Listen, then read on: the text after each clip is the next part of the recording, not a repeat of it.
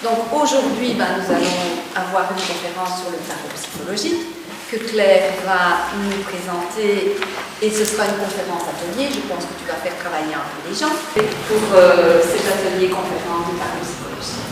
Merci à vous. Merci. Voilà, donc je vais vous présenter le tarot psychologique. Je sais qu'il y a parmi vous certaines personnes qui savent déjà un petit peu ce que c'est, un peu, beaucoup à la folie, et donc d'autres, je ne sais pas, qui ne sont pas du tout au courant. Donc je vous présente un outil que j'utilise depuis 12 ans, avec beaucoup de passion et beaucoup de bonheur. Et donc c'est un outil qui utilise les cartes de tarot, d'accord? Et je vais vous présenter deux choses. D'abord, l'outil en lui-même, donc ce que c'est qu'un tarot, parce qu'il y a différentes sortes de tarot, et vous présenter aussi ce que c'est que le tirage psychologique. Donc, le tarot psychologique, c'est jamais qu'une manière différente d'utiliser le tarot par rapport au tirage divinatoire. Donc, je vous présenterai à la fois les différents tarots et la pratique du tirage psychologique. Et donc, comme l'a annoncé Anne-Marie, vous aurez le plaisir, pour tous ceux qui le souhaitent, de tester l'outil et de faire un petit tirage ici ensemble. Donc, ce n'est pas une personne qui vient faire un tirage représentant le groupe, etc. C'est chacun pour soi et Dieu pour tous. Alors, le tarot que j'ai préparé ici, c'est un des plus classiques. Et c'est le tarot de Marseille. Donc c'est un des plus anciens, ce n'est pas le plus ancien, mais un des plus anciens. Au niveau de l'histoire de l'outil, la littérature bafouille un peu et on dit là et son contraire, mais ce n'est pas très très grave. C'est un peu comme pour tout ce qui est ancien, ce n'est pas très très grave ni très important. Ce qui compte, c'est que cet outil-là, le tarot de Marseille qui a servi de base pour l'élaboration de beaucoup d'autres que vous pourrez consulter là-bas après. Cet outil-là est un outil qui s'est créé petit à petit et c'est pas du tout quelque chose qui est tombé du ciel, un gars qui s'est levé le matin, super, j'ai des images dans la tête, je les dessine et puis je me fais de l'argent, je vends ça. C'est pas du tout comme ça que ça s'est passé. C'est vraiment un outil qui s'est construit petit à petit à une époque où le symbole était très important, très utilisé, très connu. Et c'est ce qui fait que chaque carte renferme énormément de symboles et ce qu'on peut appeler des symboles universels. Donc universel, ça veut dire qu'il touche à peu près tout le monde et qui parle à peu près toutes les cultures. Et d'ailleurs, même des personnes qui n'ont jamais approché le tarot psychologique, qui n'ont jamais été à une consultation ou à une formation, très souvent, je suis sûre que dans ces cartes-là, il y a certains de ça qui vous parlent un peu. Vous dites, bon, par exemple, les plus connus, on a celle-là, on a le fameux pendu, l'arcane sans nom, notre bon diable, notre maison Dieu. Je pense que tout cela, dans ceux-là, il doit bien y en avoir. Il y a certains films d'ailleurs où on les voit apparaître dans des jeux. Donc voilà un tarot qui date vraisemblablement du Moyen-Âge, donc ça fait quand même déjà quelques centaines d'années, qui s'est construit petit à petit, qui a servi au départ de matériel d'enseignement. Donc chaque carte était un peu comme un livre carrément, et à partir, c'était des moyens mnémotechniques qui permettaient d'enseigner toutes les matières qu'on enseignait à l'époque aux jeunes. Il faut savoir qu'on leur apprenait d'autres matières qu'ici, on leur apprenait, c'était beaucoup plus universel, on apprenait la philosophie, l'astrologie, c'était assez, et l'astronomie les deux, donc c'était assez vaste. Et donc, à partir de chaque carte, en observant les symboles, les jeunes pouvaient retrouver toute la théorie qui leur avait été enseignée. C'était comme un livre. Donc, du fait que cet outil a été construit petit à petit et par plusieurs personnes, on dit qu'il représente un peu l'inconscient collectif. Donc, c'est-à-dire que ce n'est pas l'œuvre d'une seule personne, mais l'œuvre de plusieurs. Et donc, il fait référence à ce que Jung appelle l'inconscient collectif, c'est-à-dire l'inconscient de l'ensemble de l'humanité. Donc quand Freud a découvert, a parlé, a annoncé qu'il n'y avait pas seulement la partie consciente de notre psyché qui existait, mais aussi une inconsciente, Jung, qui était son copain et collaborateur, est allé plus loin en disant il n'y a pas qu'un seul inconscient, il y a l'inconscient personnel, familial et collectif. Et ceci fait référence à l'inconscient collectif. Donc c'est très puissant au niveau symbolique. Alors, j'ai disposé ce jeu d'une des manières les plus souvent utilisées pour le présenter, donc en 3 séries de 7, d'accord. Le début commence ici en bas, et il y a une carte qui est toute seule. En fait, donc, il y a 22 cartes, 3 x 7, 21 plus 1. Il y a 22 cartes dans lesquelles la première n'a pas de numéro, alors que toutes les autres ont un numéro en général au chiffre romain, et nous en avons une qui a un numéro, mais qui n'a pas de nom, qui s'appelle l'arcane sans nom. Alors, arcane, qu'est-ce que ça veut dire? Il y a 3 mots de vocabulaire. Voici le premier, arcane. Arcane, ça veut dire que c'est un dessin ou une carte ou un carton, mais on l'appelle arcane quand on veut insister sur son aspect symbolique et de secret et de mystère. Donc, quand on dit arcane, c'est quand on parle d'autre chose que juste un petit dessin sur un carton.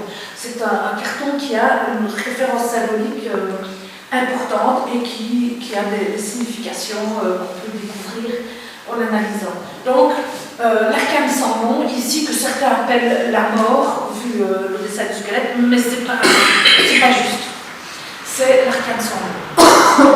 Donc, il y a 3 séries de 7, et ce mat qui n'a pas de numéro, et ces arcanes sont appelés les majeurs. Donc il y a les arcanes majeurs, les voilà. Et alors, dans le tarot de Marseille, il y a aussi 4 séries d'arcanes mineurs. Ceux-là, je ne les ai pas mis en grand. Alors, mineur, ça ne veut pas dire moins important, mais ça a un sens dans les tirages. Mais dans ces séries-là, il y a 10 cartes numérales. Donc, quand c'est le 2, ben, il y a 2 fois le bâton ou la coupe. Et il y a des cartes de cours. Il y en a 4. Donc, dans les jeux de cartes à jouer, c'est roi, dame, valet. Ici, c'est la reine, le roi, le cavalier et le valet. Donc, il y en a un de plus. Donc, certains ont dit que toute la partie de mineurs, les 4 séries de mineurs, c'était un jeu de cartes, un bel jeu de cartes. Qu'à un moment donné dans l'histoire, on a regroupé avec les arcanes majeures, pour une raison ou pour une autre, entre autres au moment de l'Inquisition, quand l'Église a décidé elle-même de ce qui pouvait circuler en matière de livres, d'enseignements, etc., on en aurait fait, alors pour faire passer ce jeu à travers l'Inquisition, on en aurait fait, enfin ce jeu de cartes, on en aurait fait un jeu pour les enfants, on l'aurait donné aux enfants pour lui faire traverser les siècles. Si c'est ça, ça a marché, mais tout ça c'est de l'hypothèse, ceux qui étaient là ne sont plus ici pour nous dire si c'est comme ça que ça s'est passé, ça semble pas tellement plausible parce qu'il y a des références aux arcanes mineurs dans les arcanes majeures, donc ça paraît bizarre qu'ils aient été élaborés séparément, mais de nouveau ce n'est pas très grave.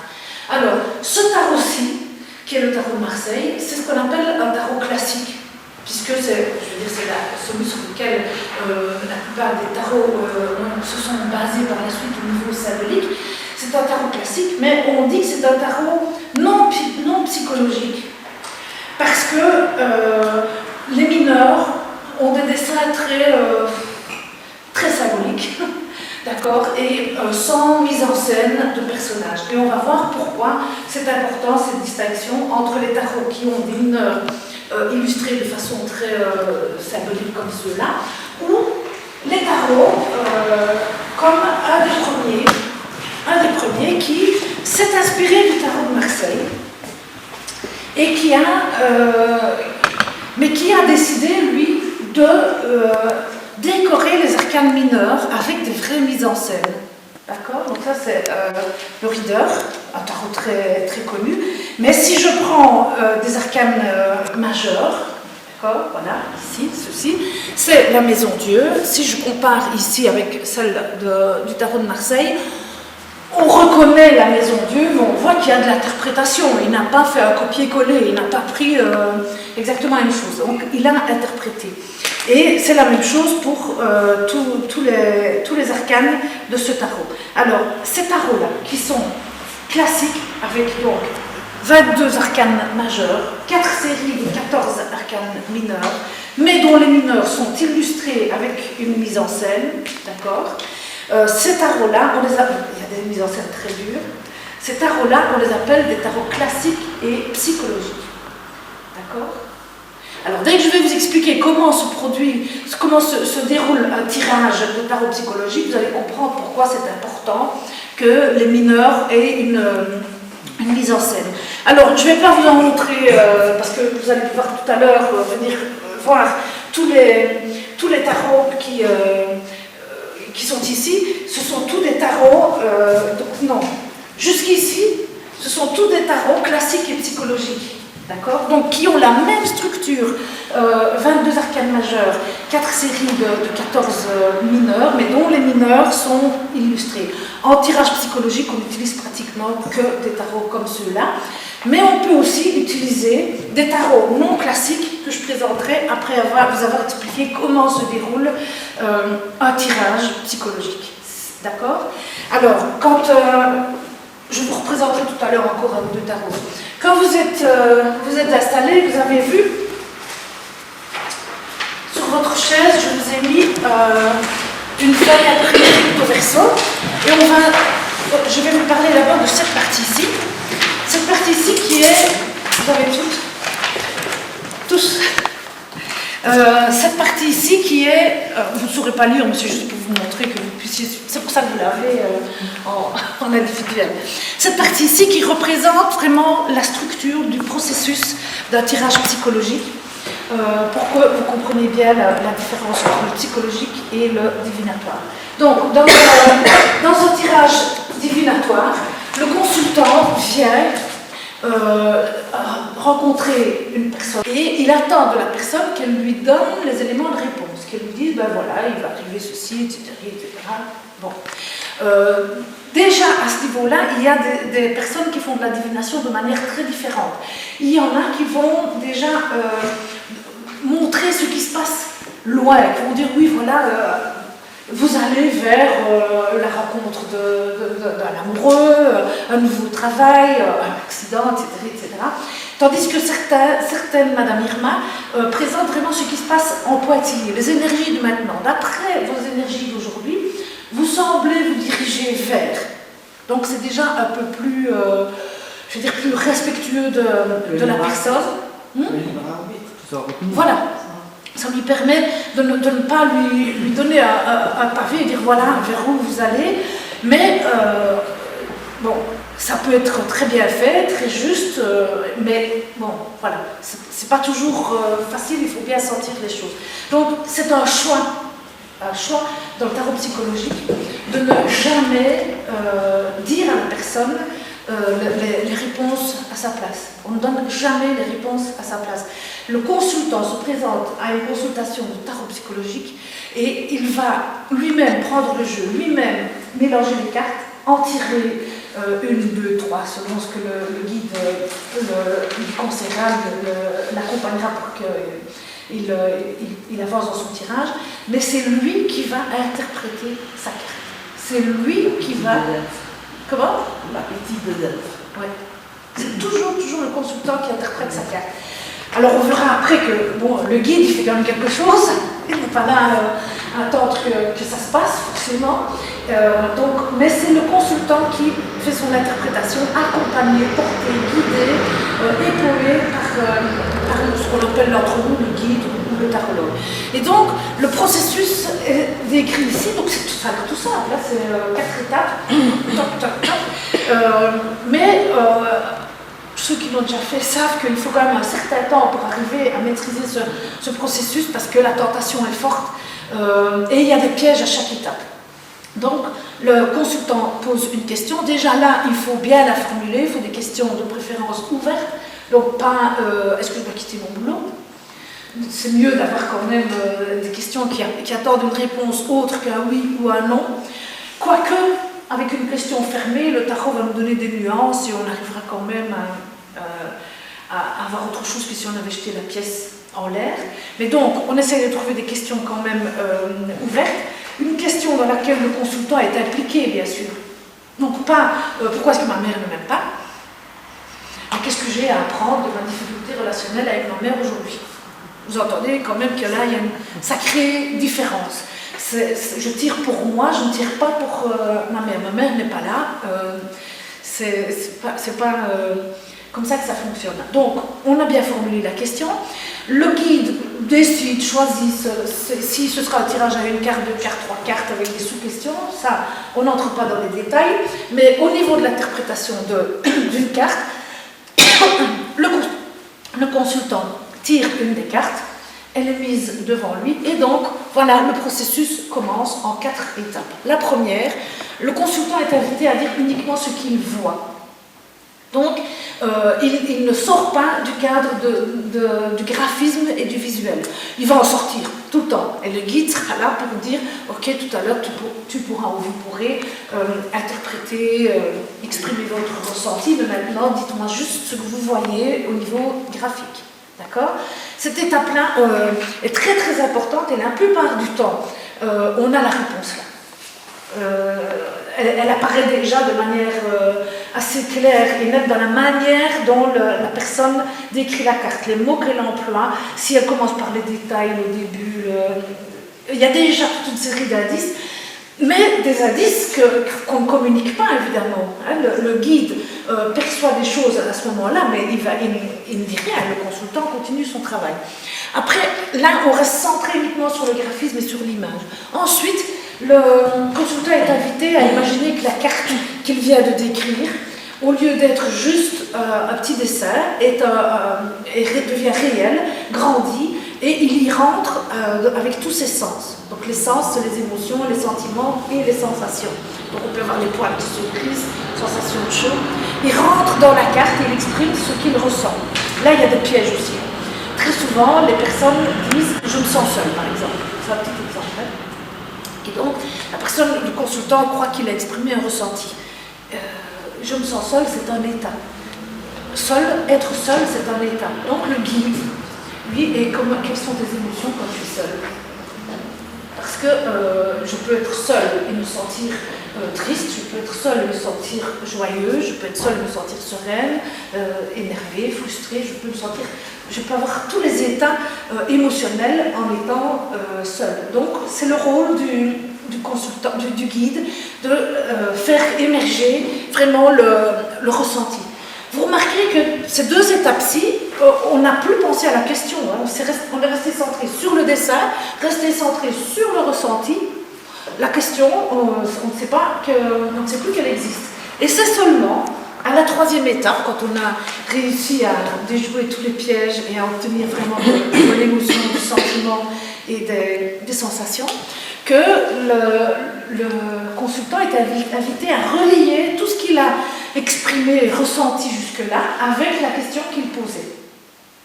D'accord? C'est là souvent que les guides paniquent un peu, parce qu'ils croient que là, ils doivent reprendre les rênes et faire le travail à la place du consultant. C'est faux.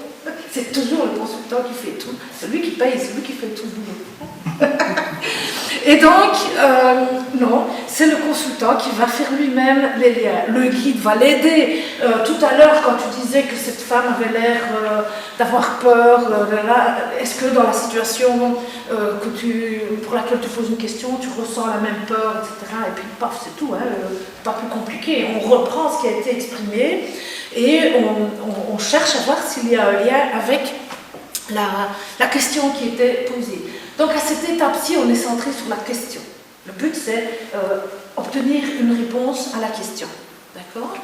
Et puis après, quand tout le tirage est terminé, parce que c'est rare quand même d'avoir des tirages d'une seule carte, sauf au début quand il faut beaucoup de temps. C'est souvent 2, 3, 4 cartes. Il y a une étape où le consultant est invité à faire un bref résumé de son tirage. Et c'est important aussi que ce soit lui qui le fasse, parce que le guide, si le guide fait son résumé, il collera peut-être parfaitement à ce qui a été exprimé, mais ce ne sera pas forcément le résumé du consultant. Le consultant a peut-être retenu tout à fait autre chose, et ce qu'il a retenu, c'est ça qui compte en fait. Donc c'est vraiment le résumé du consultant qui est important. Et dans ce résumé, en faisant ce résumé-là, le consultant fait le lien aussi avec éventuellement une action à poser pour résoudre sa difficulté avec laquelle il arrivait en consultation. Des actions, ce n'est pas forcément des trucs grandioses, hein. Parfois c'est juste porter une pierre au cou, sur soi, ou mettre un petit dessin sur le frigo. Parfois c'est plus complexe, ça dépend. C'est le consultant qui trouve son action d'après ce qui s'est passé pendant le tirage. Donc voilà, ça c'est la structure d'un tirage de tarot psychologique, donc très différente d'un tarot divinatoire. Et on ne dit pas que le tarot divinatoire c'est pas bien, on dit c'est différent. Ici c'est pas du tout l'éthique qui est choisie dans le tarot psychologique. C'est vraiment, on donne la main au consultant et on l'accompagne et on le guide. D'accord? Alors jusque là ça va? Vous avez des questions à poser? Non? Vous avez tout compris? C'est une chose d'avoir... Je vais vite. Je parle vite. Mais je vous ai donné le support exprès, bien que tout ça soit expliqué en détail dans le petit fascicule. Je vous donne ça parce que là, c'est vraiment le BA du tirage psychologique et qui permet à la personne d'arriver à répondre à ces questions. Alors, comment est-ce que ça se présente? Quel est le phénomène qui est mis en jeu et qui fait que la personne rentre avec une question qu'elle pose, elle joue avec des petits cartons et un guide qui l'aide comme on vient de voir, à rester bien dans chacune des étapes, et puis pouf, elle a sa réponse. Et en fait, c'est parce que notre inconscient nous parle en images. Quand on fait des rêves pendant la nuit, les tout premiers souvenirs qu'on a, ce sont des images. Et c'est quand on veut les écrire et les raconter qu'on les met en mots. Mais autrement, on a des flashs d'images, auxquels s'associent souvent quand même des sensations. Mais ce sont des flashs d'images. Et donc, l'image, le symbole, c'est le langage de l'inconscient. Et donc, quand le consultant vient à une consultation et dit, voilà, j'ai une question et je voudrais bien trouver la réponse ensemble, il dit à son inconscient, je suis prêt. Voilà, c'est tout. Il dit à son conscient, son état conscient, dit à son inconscient, je suis prêt, je veux bien que tu me dises ce dont j'ai besoin, ce que je dois conscientiser maintenant pour avancer dans mon cheminement. Donc, l'important, c'est que le guide, le tarologue, et finalement le consultant aussi, fasse entièrement confiance à l'inconscient du tarologue, l'inconscient du consultant, car c'est lui qui fait tout le boulot. C'est l'inconscient qui permet de faire émerger exactement ce qui convient, etc. C'est pour ça qu'il y a aussi, je vous ai mis le résumé, il y a aussi toutes sortes de pièges, et le guide, il y a des choses qu'il ne peut pas faire pendant un tirage pour éviter de bousculer de trop et de respecter le niveau de prise de conscience que l'inconscient de la personne est prêt à faire émerger. On ne bouscule pas, on ne dit pas le sabre qui est là et dont il n'a pas parlé, qu'est-ce que ça veut dire? Non, il n'en a pas parlé dans la description ni dans le ressenti, on fait comme si ça n'existait pas.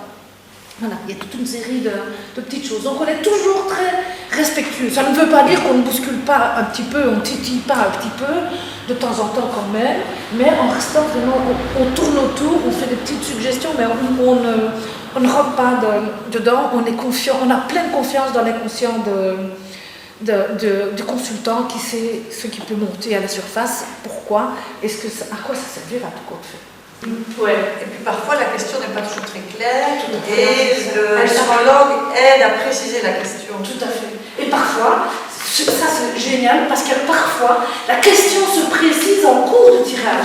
On essaye de préciser la question avec le tarologue, on y passe 10 minutes, puis à un moment donné, ça tourne en rond, et on dit, allez, on y va avec cette question-là. Elle n'est pas parfaite, c'est le guide qui pense ça dans sa tête, elle ne le dit pas trop. Là. Elle n'est pas parfaite, mais on n'arrive pas à aller plus loin pour l'instant dans la discussion.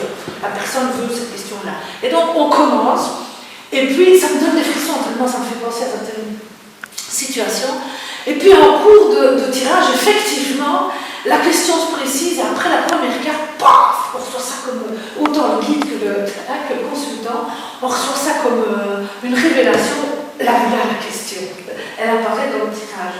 Et donc, c'est vraiment... faire confiance à l'inconscient. C'est ça. Et c'est ce qui est plus dur. Il sait ce qu'il veut faire passer et il le fera passer quoi qu'il arrive. Combien de fois est-ce que les personnes qui viennent en consultation la première fois, elles font leur tirage et puis elles disent oh, c'est quand même incroyable cette carte, que ce soit exactement celle-là qui tombe en rapport avec ma question. Et puis deuxième carte, oh, incroyable, la même coïncidence. Troisième, oh, c'est terrible quand même, je ne reviens pas. Et puis, oh, je parie que toutes les cartes sont réconvenues. Et puis ils prennent le jeu et puis non, il faut vraiment que ces trois-là. Mais moi, je peux vous dire que ce n'est pas vrai. N'importe quelle carte aurait convenu. N'importe laquelle aurait permis de trouver la réponse. Si j'avais présenté un jeu avec juste toutes les mêmes cartes, la personne aurait trouvé ses réponses. D'accord? Donc, et ça, je le dis souvent après, parce qu'il ne faut pas non plus, il ne faut pas tomber dans la pensée magique. C'est pas un tarot qui répond. Ça, c'est des cartons. D'accord? Même s'ils sont illustrés de symboles universels, qui ont fait leurs preuves, etc., ça reste un carton. C'est un support. C'est un support. Voilà. Et c'est très très important de rester à ce niveau-là, de savoir que c'est un support. Un support qui fonctionne, ça je vous jure, un support agréable, mais un support quand même. Et donc un support, c'est un support. On n'en fait pas un dieu, un oracle. Voilà. La réponse, elle vient de l'inconscient de la personne. Moi, je ne comprends pas bien le fait que les cartes qui sortent sont les bonnes cartes, la manifestation quelque part de l'inconscient, et d'un autre côté, peu importe la carte, il va trouver sa... C'est dur, hein, ça, quand on est rationnel, et on est tous, c'est dur, on est tous, mais c'est pas la carte, puisque c'est la manifestation de l'inconscient. Il y a des cartes qui peuvent ne pas parler quand même. Eh bien, non, elles finissent toujours, elles parlent tous, elles parlent toujours, il n'y a rien à faire. L'inconscient utilisera, parfois il y a des réactions, hein, il y a des moments où la carte tombe, et puis la première réaction, c'est c'est pour un hasard, parce qu'il y a quand même des jeux avec des cartes, je ne raconte pas, vous allez les voir tantôt, il y a quand même des drôles d'affaires. Et donc, la première réaction, parfois, c'est attends, c'est pas possible, ça ne peut pas répondre à ma question, c'est tout ça, c'est ce qui se passe dans la tête. Et puis il y a des personnes qui verbalisent, qui se passent dans la tête, non, ça ne peut pas répondre à ma question. Et puis 10 minutes après, ouf, j'en reviens pas, ça répond. Ça me fait un peu penser aux jeux psychologiques qu'on utilise en psychothérapie, ça ne s'appelle pas comme ça, mais enfin, un pédopsychiatre ou un pédopsy qui travaille avec un enfant qui va lui faire quelque chose avec de la terre, du modelage, ou un dessin, ou un jeu symbolique qu'il va mettre en scène, etc., avec des marionnettes, peu importe. Le gosse, il va directement faire appel à son inconscient et tout va être livré en général très vite. Et nous, on a un peu perdu ça, mais c'est vrai que peu importe c'est parce qu'on ne sait plus y aller de façon si spontanée qu'il nous faut justement un jeu symbolique, mais adapté à notre âge adulte. Voilà, absolument. Tout à fait ça. Donc, je vous ai présenté ce jeu-là, qui est le jeu classique, avec la version classique. Non psychologique, le tarot de Marseille, avec les cartes médecine avec les animaux, des cartes, ah oui, un petit nouveau là, Dixit, vous connaissez le jeu Dixit, un jeu pour les enfants, un jeu pour les enfants à partir de 8 ans. C'est un tarot qui fait parfaitement l'affaire, avec des symboles en tout genre, d'accord. Et là, il n'y a même pas de distinction, c'est un tarot non classique. Donc il ne reprend pas du tout la structure du tarot de Marseille. Et donc là, bon, il a la liberté totale du nombre de cartes, s'il met des noms, pas de noms, etc. D'accord. Donc la différence, et ça c'est expliqué dans le petit fascicule, c'est bien clair entre les tarots psychologiques classiques et les psychologiques non classiques. Tantôt vous pourrez venir un petit peu les regarder parce qu'il y en a énormément. Et bon, ça sert à rien que je vous montre tout, mais ce qui est important, c'est qu'il y a des graphismes très très différents et que le tarologue doit en avoir quand même 2 ou 3 parce qu'il doit se sentir en accord avec ce graphisme. Bon, je vous ai montré, je vous en ai déjà montré 2, je vous montre encore ceci, ben voilà, je vous en montre encore 2. Vous voyez tout de suite que c'est très très différent. Si le tarologue n'aime pas ce genre de dessin, ben, il ne va pas utiliser cet outil-là dans ses consultations. De la même manière, personnellement, mais tout le monde ne fait pas comme ça, moi je présente un pré-choix de 3 à 4 tarots au consultant pour qu'il puisse choisir, parce que j'estime que lui aussi doit être en accord avec le graphisme. Et donc je prends toujours 3-4 tarots très différents et il les choisit parmi ceux-là. Pour être en accord avec le graphisme. Parce que travailler avec des couleurs qu'on n'aime pas, etc., ça ne fonctionne pas. Et donc, est-ce que vous avez tous du papier? Non, pas de papier. Ça fait bien. Donc, faites passer le bloc et prenez chacun. Je ne savais pas qu'on avait des devoirs. Ah mais on a toujours des devoirs. Mais c'est des devoirs amusants. Donc vous n'avez pas de produit. Je ne savais pas qu'on avait Des questions que je vous invite à poser à ce personnage. Donc imaginez que vous êtes sûr que je ne pas ça. Imaginez qu'au lieu d'être un petit dessin sur ce tableau, d'accord, il est là, pour de vrai, avec le fond jaune, hein, on y est presque. Avec le fond jaune, sa tenue comme ça, et il est là, et vous lui posez des questions, et vous répondez. Donc vous avez les questions là, et vous laissez venir les réponses de manière vraiment... Celui qui répond. Comment? Celui qui répond. Voilà. Donc vous posez la question consciemment, et vous laissez le mat, votre mat intérieur, d'accord, répondre à la question. Parce que ce personnage intérieur, c'est une partie de votre inconscient chacun. Et donc, voilà, si quelqu'un veut dire ce qui s'est passé. En fait, le mat, je sais que vous prononcez le mat, ça m'a fait un peu penser à l'italien matto, qui veut dire fou. Moi, je l'interprète comme quelqu'un de fou. C'est le fou. Certains tarologues l'appellent le fou. Ben voilà, moi je voyais donc vous voyez que les réponses sont en nous, il n'y a pas besoin de lire la théorie. Voilà, le fou, ou le mât, je ne sais pas, le navire qui... Moi je dis le mât, il y en a peut-être qui disent le mât. Ça peut, l'envie de créativité, d'évasion, changement d'univers, nouveau job, nouvelle relation, voire rencontre, manifestation du nouveau, des excès, refus des responsabilités, refus de la vérité. Alors bon, je me sentirais évadée. Comment? Évadée. À l'atout, c'est foncer, oser, entreprendre. Voilà. Le fou. Je vous ai présenté le processus du tirage psychologique. D'accord? Je vous présente plus que je connais, donc tirage divinatoire, je ne me présente pas, mais vous connaissez peut-être. Et alors, maintenant, je vais vous présenter le cheminement à travers les arcanes. Le voyage initiatique, c'est de considérer que ce mat, ou celui-là, hein, ou un autre, d'accord, c'est la partie de nous un peu folle qui décide un jour, ok, je vais faire le voyage à l'intérieur de moi-même. Je vais aller découvrir mes petits personnages intérieurs et aller voir tout ce qui se passe là-dedans. Je ne rentre pas dans la théorie psychologique, c'est trop complexe, mais c'est vraiment d'aller essayer de mieux comprendre toute une série de réactions qui nous font parfois dire mais je ne sais pas ce qui m'a pris, ce n'était pas moi à ce moment-là, je ne comprends pas ce qui m'arrive.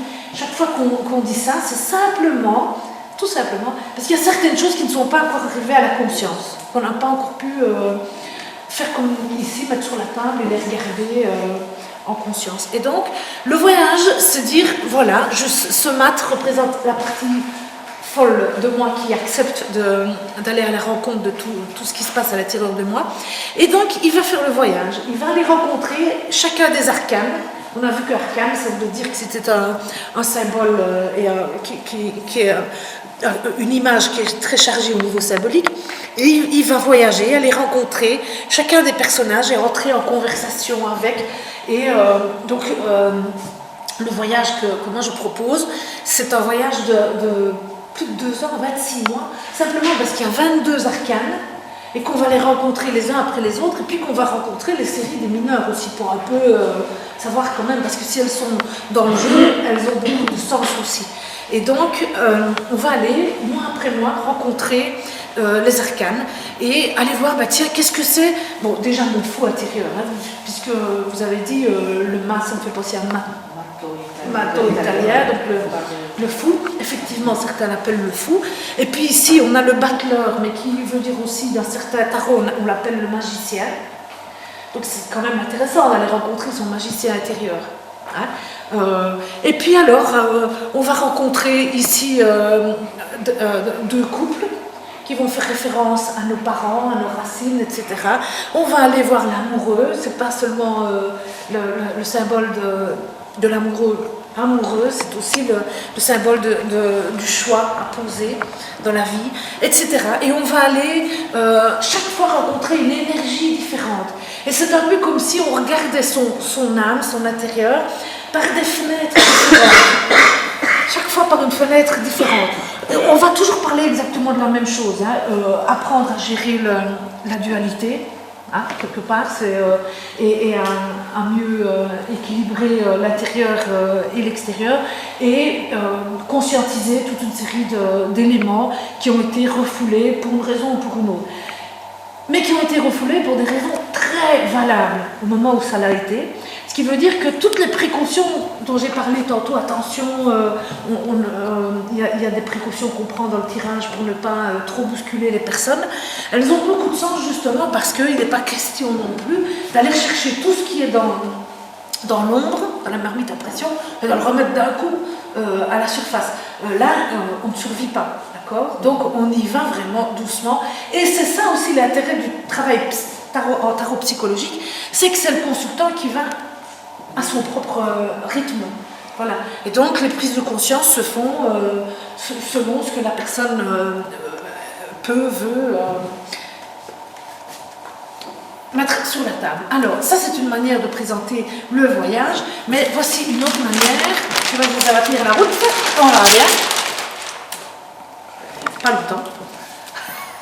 Voici une autre manière de présenter le voyage que j'aime bien. Voilà, c'est un peu petit, mais il ne faut pas essayer de déchiffrer ce qu'il y a. Ce qui compte, c'est la structure. Donc, en fait, on fait un voyage en forme de lemniscate. Le lemniscate, c'est le signe de l'infini, qui est un symbole aussi qui est très connu et utilisé en kinésio, etc., en relationnel. On part ici avec le mat, qui en fait est celui qui va faire le voyage. Donc, on part avec lui, mais on le prend dans notre sac à dos, il vient, et on va faire la première boucle ici. Et cette première boucle, c'est une boucle d'inspire, c'est-à-dire que pendant la première partie du voyage, on apprend à se connaître. Donc c'est inspire, on inspire les connaissances sur soi. Et on le fait en redécouvrant notre magicien, donc tous nos potentiels et les 2 couples parentaux. Et donc ici, c'est la première partie de l'inspiration où on va découvrir nos racines. Et puis la deuxième partie, c'est j'ai appris d'où venaient mes racines, et je vais voir maintenant ce que je fais de ça dans la société. Comment je vais dans la société avec ce que je suis. D'accord? Et à partir de ce moment-ci, quand on arrive au milieu du parcours, on expire. Ça veut dire que tout ce qu'on a appris sur nous, on apprend à le rayonner, à le laisser s'exprimer à l'extérieur. Je ne sert à rien d'apprendre qui on est, et puis de ne pas vivre en accord avec ce qu'on a découvert. Donc petit à petit, on va expirer avec la dernière partie, qui est la partie la plus spirituelle, donc je ne vais pas dire religieuse, donc spirituelle, et où on apprend à prendre un certain recul par rapport à son histoire. Donc à la voir un peu d'en haut, ça ne veut pas dire la nier, mais ça veut dire elle fait partie de moi, mais elle n'est pas tout. D'accord?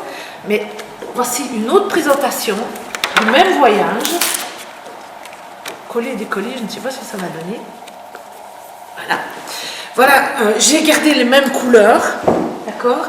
Voilà, la première partie, eh bien, c'est le sol sur lequel je marche, c'est vraiment mes racines, c'est mes appuis, mon ancrage à la terre, d'accord? La partie rose, je vous ai dit, c'est quand je commence à comprendre que ce que je suis entre en lien et en relation avec l'autre, et donc ça représente, c'est un petit bonhomme, je ne sais pas si vous l'avez vu, mais c'est un petit bonhomme, et ça, ce sont les jambes, donc c'est les jambes qui font que je vais vers l'autre, avec mes jambes. Ensuite, ici, je commence à expirer, donc à rayonner, à exprimer ce que j'ai appris sur moi. D'abord avec les bras, c'est-à-dire j'apprends à faire, d'accord, selon ce que je suis. Vous ne faites que les 3 étapes, je vois, je sens et je relis, d'accord, avec ma question. Alors, je vais vous donner les cartes, c'est mieux, hein.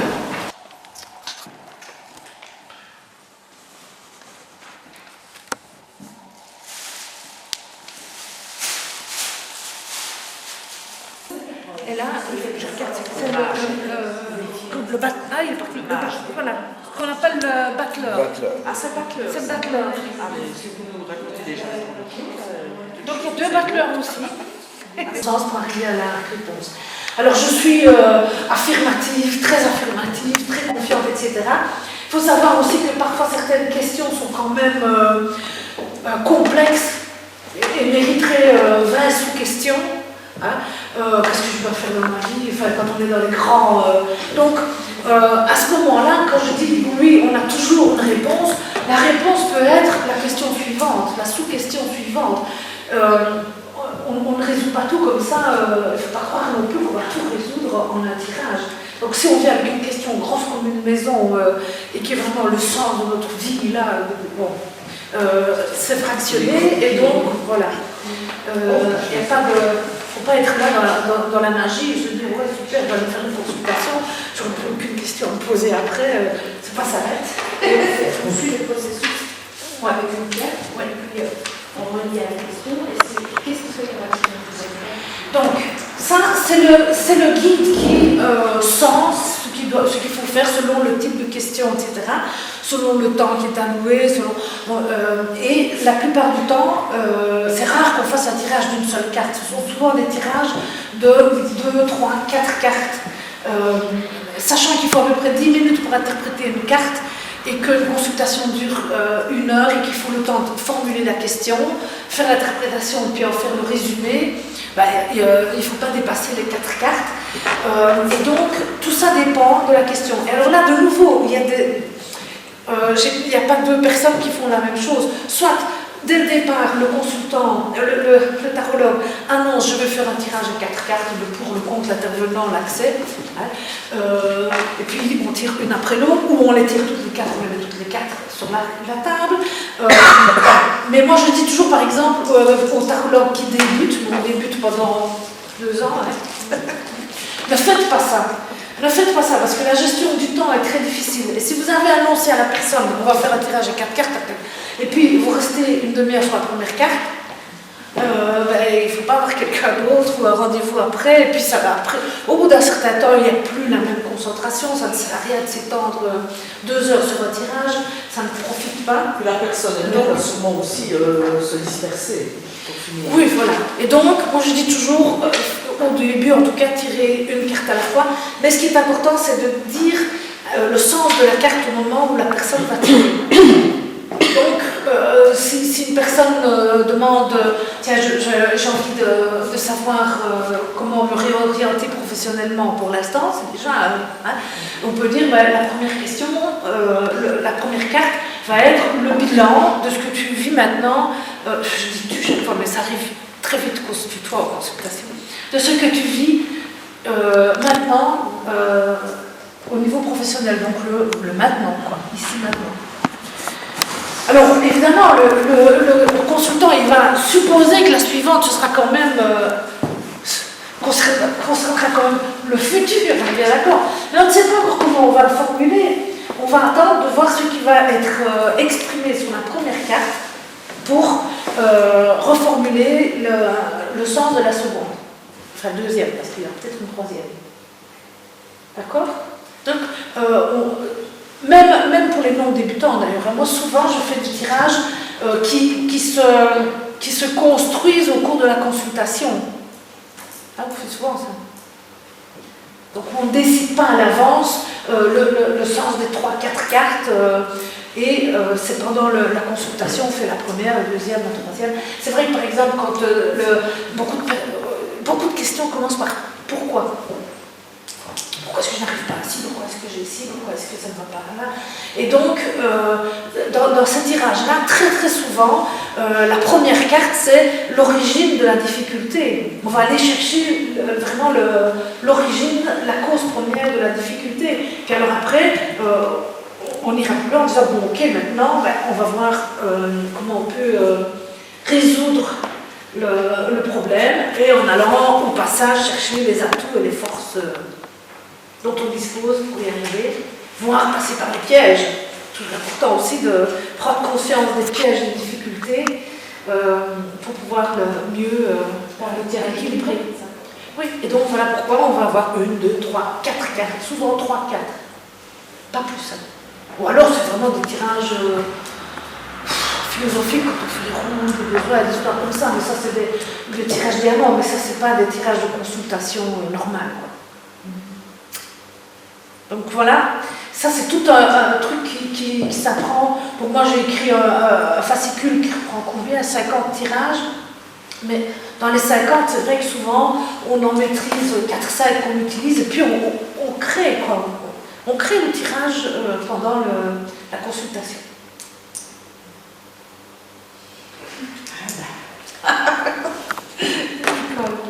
Oui. Est-ce que quelqu'un va encore partager par rapport à ce qui a été vécu ici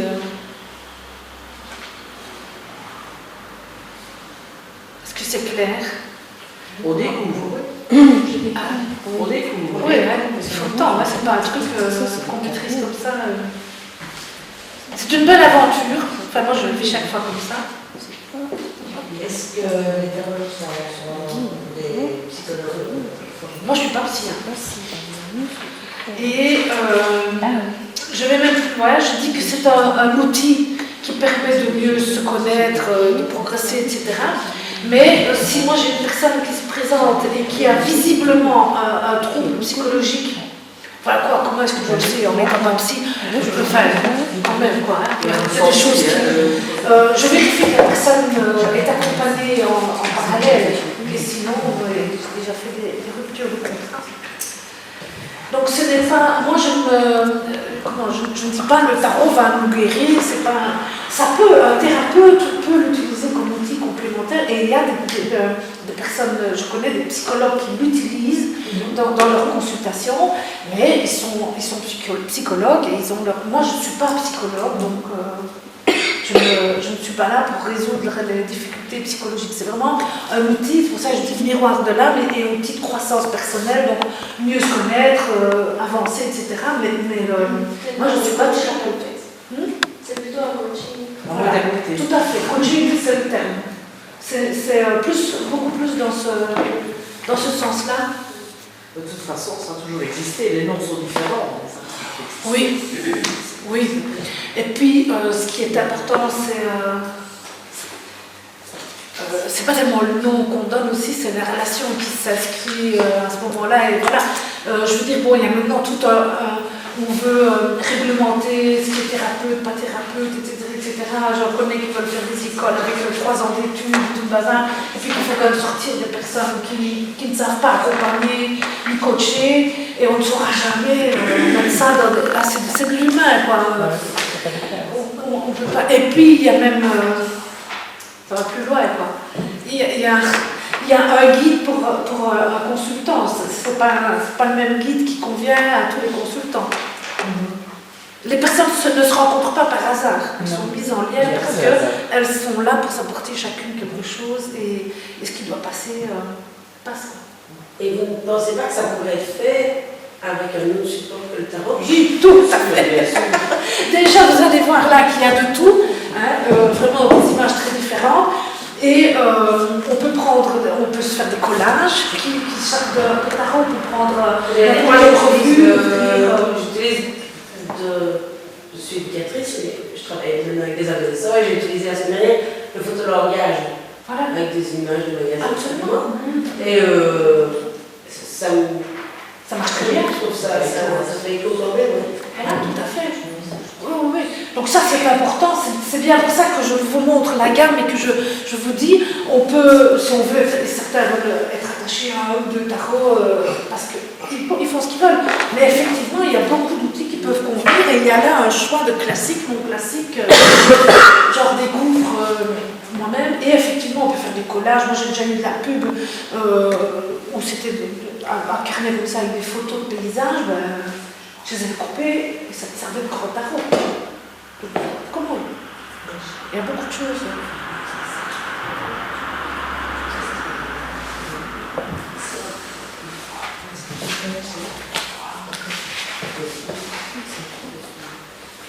Et cet exercice-là, vous le faites aussi de temps en temps?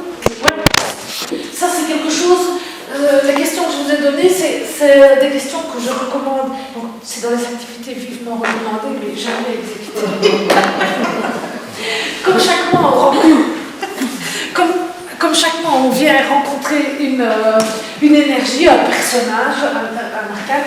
Donc chaque fois, je dis, ben voilà, engagez le dialogue pendant tout le mois avec le personnage et posez-lui ce genre de questions. Et donc, il y a des bons élèves qui font les exercices, qui prennent des notes, qui relisent leurs notes, etc. Parce que je mens quand je dis qu'ils ne sont jamais faits, c'est parce qu'on taquine dans les cours. C'est pas des devoirs. Et donc, oui, bien sûr, on discute avec... on peut discuter avec une marionnette, on peut discuter avec un dessin qu'on voit dans une revue. À un moment donné, je parcours une revue, il y a un dessin qui me touche tout d'un coup. Je peux lui poser une question, hein, qui es-tu, fais-tu là, pourquoi est-ce que tu viens me toucher maintenant, qu'as-tu à me dire? C'est tout. C'est important de rester dans la légèreté, de ne pas se prendre la tête. Comment vous faites pour retourner dans la pensée magique? Comme je vous l'ai dit plusieurs fois, hein, il y a toute une série de... Quand j'insiste en disant c'est l'inconscient de la personne qui répond à la question, c'est une des choses les plus importantes. Et je dis toujours, la pensée magique, c'est croire que on va claquer dans les doigts, on va répéter 21 fois, 21 jours, par jour, 21 jours d'affilée, je suis dans l'abondance, je suis maître de tout, etc. Et puis ça va arriver, ben non, ça n'arrivera pas, évidemment. Simplement parce qu'en le pensant, puisque ce n'est pas vrai, hein, si je vous demande si ce n'est pas vrai, il y a une partie de moi qui dit t'as fini de mentir, donc on recrée un nouveau conflit, donc on fout le bordel un peu plus que ce qu'il y avait. Et ça, c'est la pensée magique. Et donc, on va y croire, et puis on se dit, bah, c'était pas la bonne affirmation, je prends qu'un autre livre d'un autre, il dit autrement, mais c'est la même chose. Voilà. Ben oui, c'est ça la pensée magique. On pense qu'il suffit de faire ça et ça va tomber du ciel. Et ici, c'est pas du tout la même chose. Ici, on a du boulot à faire. Tout à fait concret. Donc, c'est la personne elle-même qui va se mettre en route et qui va faire quelque chose pour relier l'extérieur et l'intérieur. Donc elle découvre quelque chose.